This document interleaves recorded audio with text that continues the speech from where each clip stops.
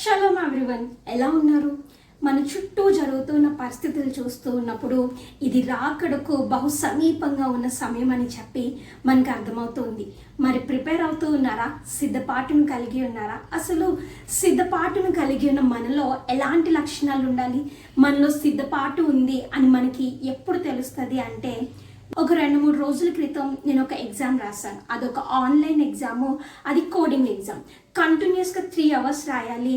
నేను చాలా కష్టపడి రాశాను. ఆ 3 అవర్స్ ఒకే పొజిషన్లో కూర్చొని నా శక్తిని అంతా ఉపయోగించి ఆ ఎగ్జామ్ రాయడానికి ట్రై చేశాను.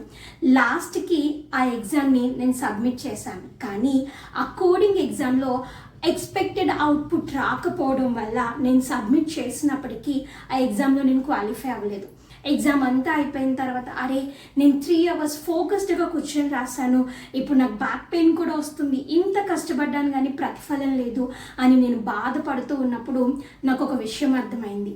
మనము రాకడకు సిద్ధపడాలి అని చెప్పి చాలా ప్రయాసపడుతూ ఉంటాం. ఈ లోకంలో అన్నీ ట్రై చేస్తూ ఉంటాం, కానీ మనలో ఈ అవుట్పుట్ అన్నది రానప్పుడు మన ప్రయాస అంతా వ్యర్థమైపోతుంది అన్న విషయం నాకు తెలిసింది.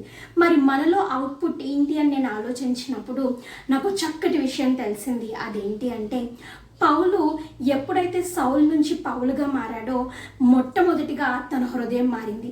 క్రీస్తు యేసునకు కలిగిన మనసు నేను కలిగి ఉన్నాను అని చెప్తూ ఉన్నాడు. నేను క్రీస్తును పోలి నడుచుకుంటున్నాను అని చెప్తూ ఉన్నాడు. అదేనండి అవుట్పుట్ అంటే మనలో క్రీస్తు కనిపించాలి, క్రీస్తుని పోలి మనం నడుచుకోవాలి.